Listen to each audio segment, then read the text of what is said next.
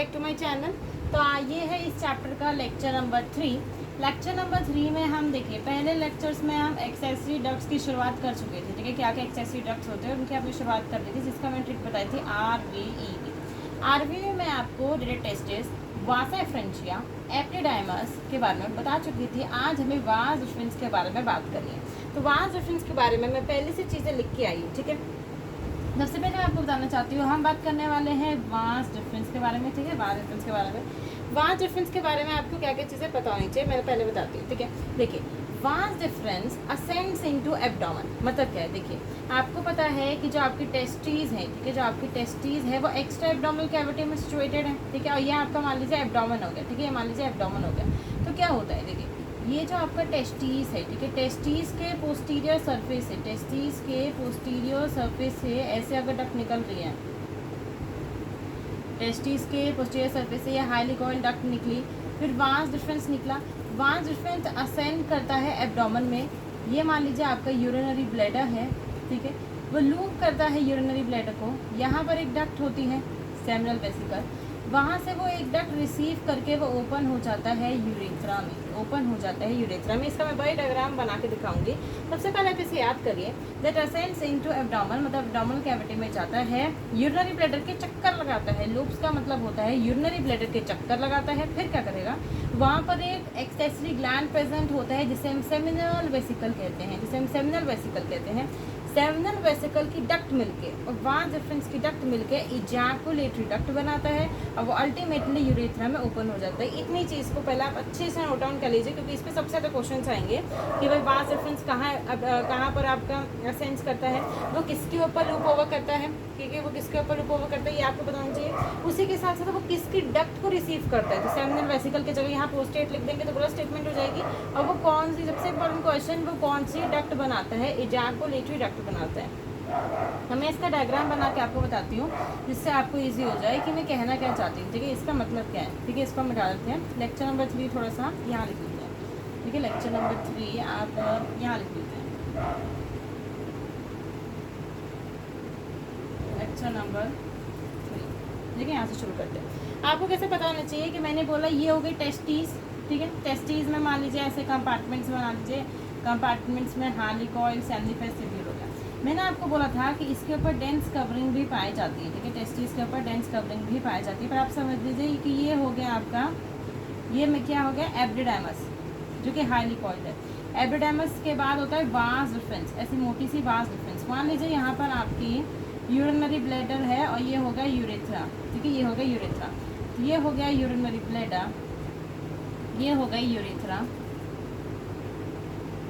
और ये जो मैं बाहर से आपको एक ओपनिंग बना के दिखाऊंगी, इस प्रकार की, इस प्रकार की कुछ ओपनिंग बना के दिखाया मैंने। ठीक है, ये आपका होगा पीनस, ये क्या हो गया, पीनस।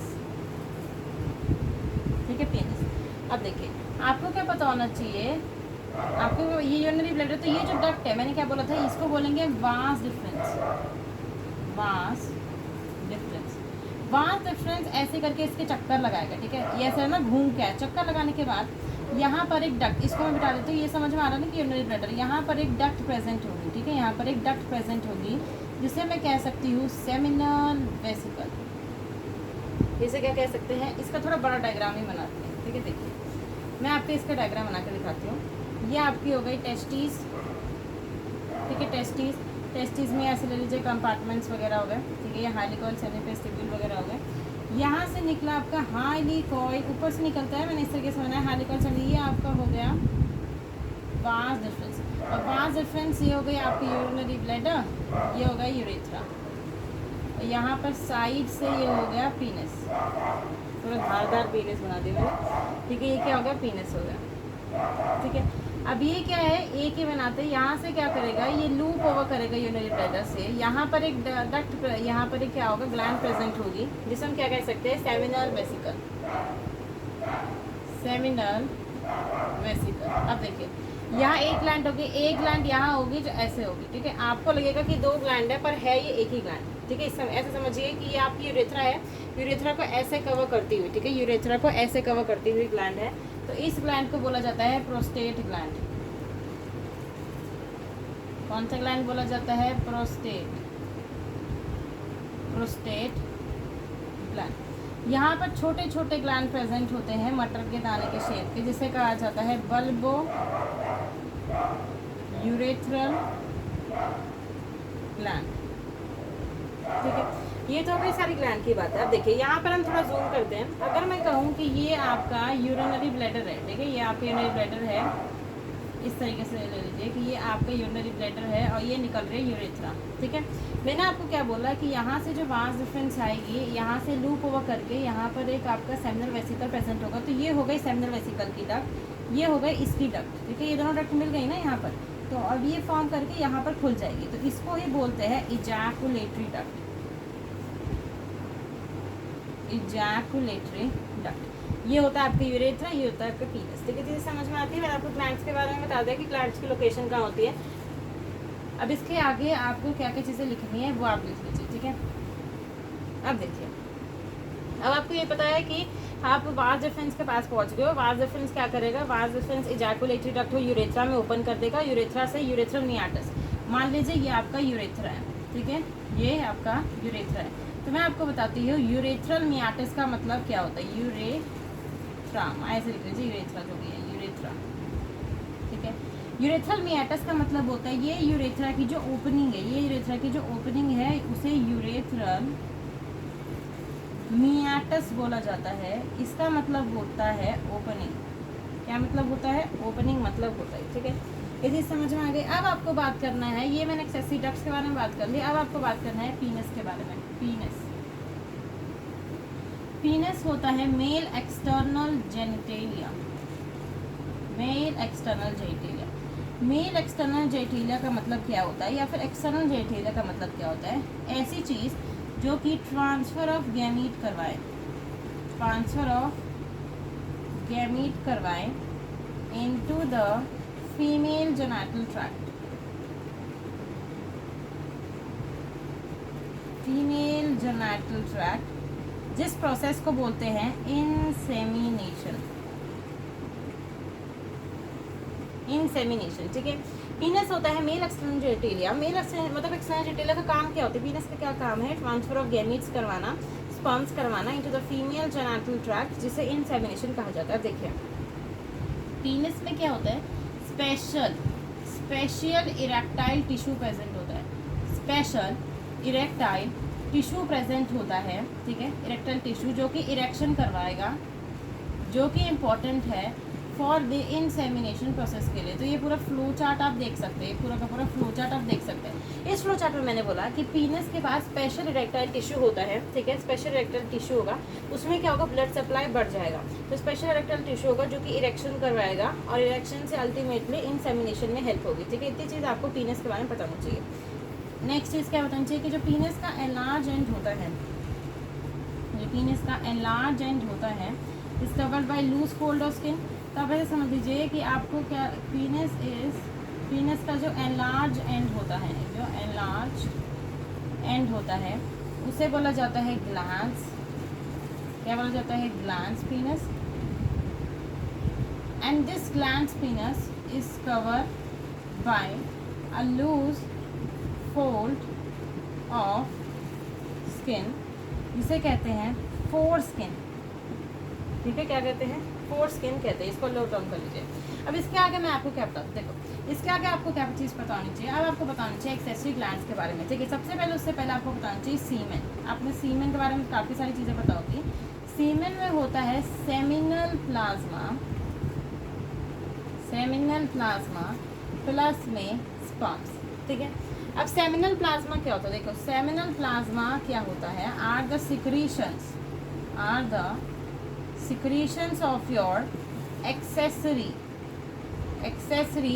glands, जो कि टोटल 3 प्रकार के हैं और उन्हीं के बारे में हमें पढ़ना है कि पेयर्ड है अनपेयर्ड है। अब इन एक्सेसरी ग्लैंड्स सीक्रेट मतलब कि सेमिनल प्लाज्मा क्या है, आपसे पूछा जाएगा कि सीमेन कौन सी दो चीज़ों को कॉन्स्टिट्यूट करता है।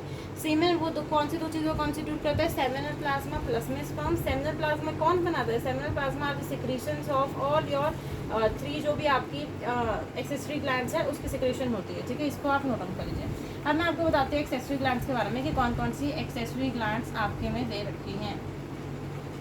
सो एक्सेसरी ग्लैंड्स 3 दे रखी हैं, उनके बारे में आपको बताना चाहिए। सबसे पहले जो एक्सेसरी ग्लैंड होती है वो होती है सेमिनल वेसिकल, ठीक है। सेमिनल वेसिकल इज पेयर्ड, ठीक है, 2 ही नंबर, मतलब कि ऐसे लिख लीजिए पेयर। दूसरी होती है प्रोस्टेट और तीसरी होती है बल्बो यूरेथ्रल, जिसे हम काउपर्स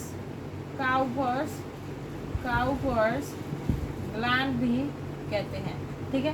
प्रोस्टेट होता है सिंगल, ठीक है, आप लोगों की तरह। बल्बो यूरेथ्रल काउपर्स ग्लैंड होता है पेयर, यानी कि 2 इन नंबर। समझ में आया? 2 इन नंबर का मतलब क्या है? सेमिनल वेसिकल 2 इन नंबर होगा, प्रोस्टेट 1 इन नंबर होगा, बल्बो यूरेथ्रल 2 इन नंबर होगा। ये साइन तीनों की सिक्रीशंस मिला के ही ये तीनों कॉन्स्टिट्यूट करते हैं सेमिनल प्लाज्मा। अब आप ऐसे समझिए कि सेमिनल प्लाज्मा एक सब्जी है, तो सेमिनल प्लाज्मा में क्या क्या चीज़ें प्रेजेंट होनी चाहिए,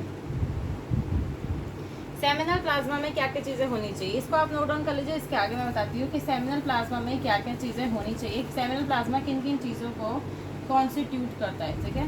सेमिनल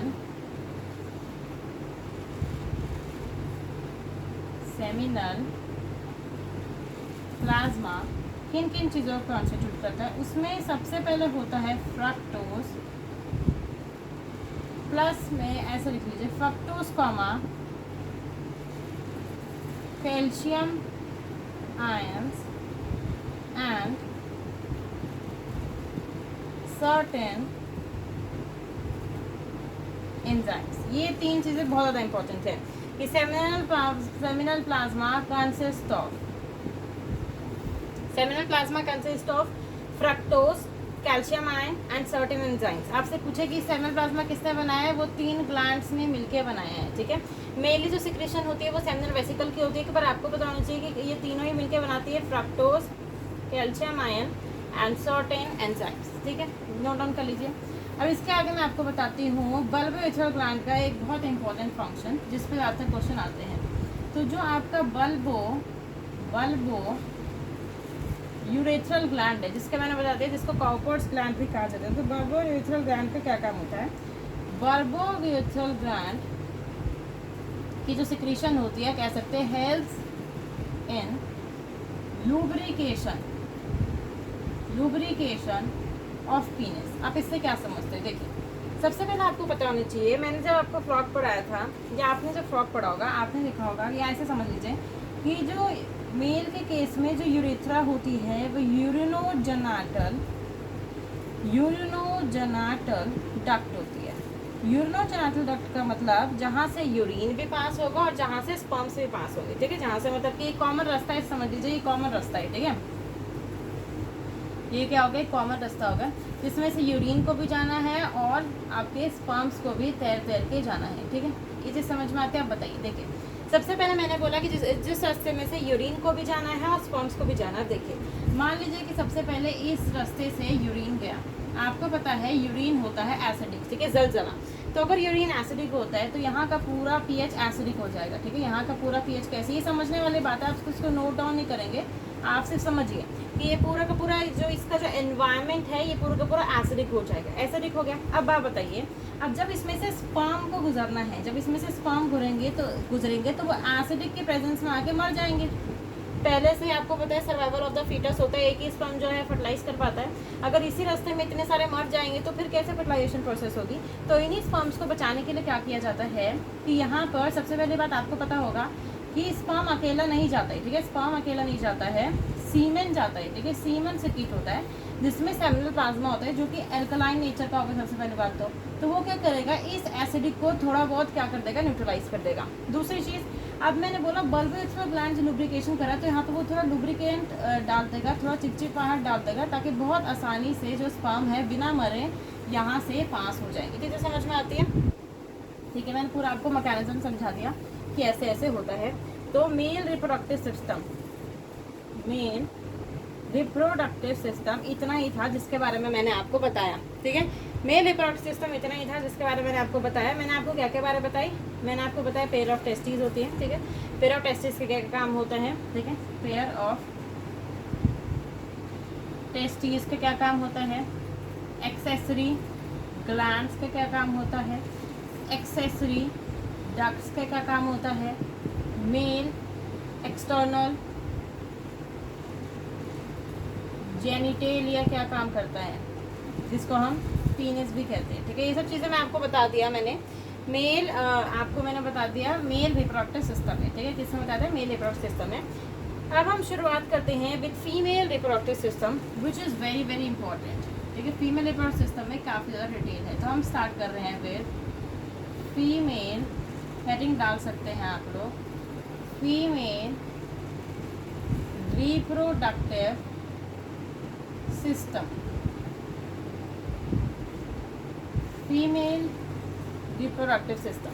अब female reproductive system consist of, जैसे मैंने वहाँ पर बताया था उसी प्रकार से यहाँ पर होते हैं सबसे पहली बात पेयर ऑफ ओवरीज,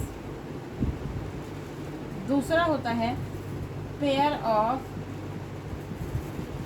ओविडक्ट जिसे फैलोपियन ट्यूब भी कहा जाता है। यहाँ पर होता है uterus, vagina, cervix, female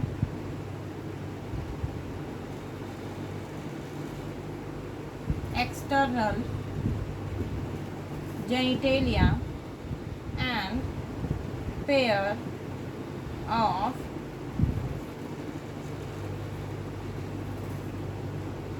mammary glands.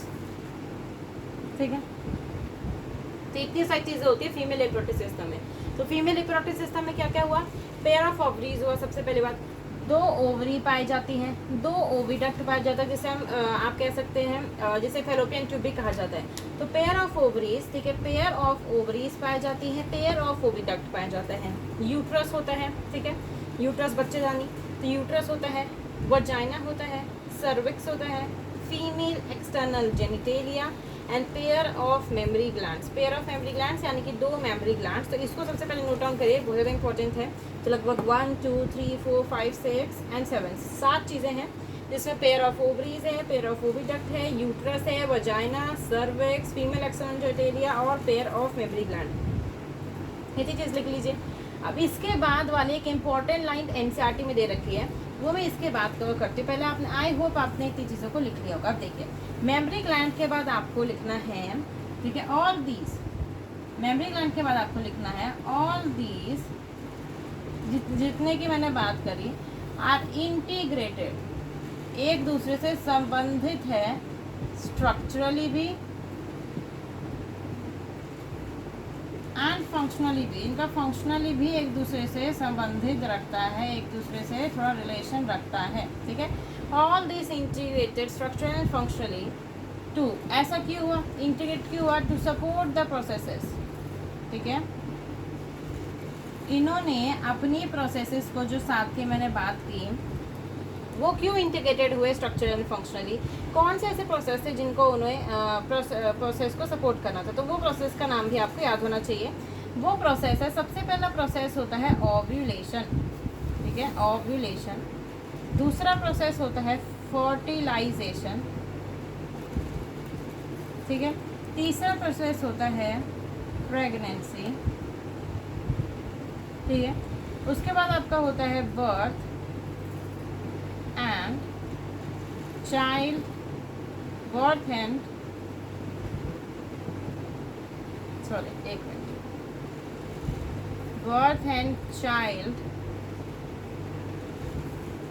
Health care.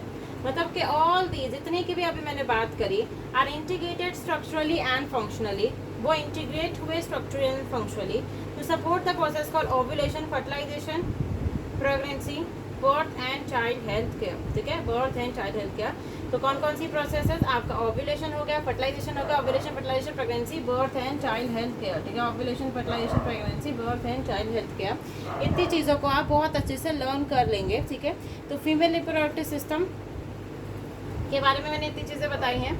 इसके बाद वाला टॉपिक हम नेक्स्ट क्लास में कवर करेंगे। ठीक है, तो फीमेल रिप्रोडक्टिव सिस्टम के बारे में हम नेक्स्ट क्लास में कवर करेंगे, जिसमें हमें ओवरीज के बारे में जानना है, उनकी डिटेल जाननी है। आज की क्लास में हम इतनी चीज़ों को रखते हैं। आप इतनी चीज़ों को अच्छे से पढ़ के आइएगा एनसीईआरटी में से। ठीक है, अच्छे से पढ़िएगा। और ये वाला इंपॉर्टेंट है, इनकी क्या क्या प्रोसेसेस है ये भी इंपॉर्टेंट है। ठीक है, so please subscribe to my channel, subscribe करिए, शेयर करिए, लाइक करिए। Thank you.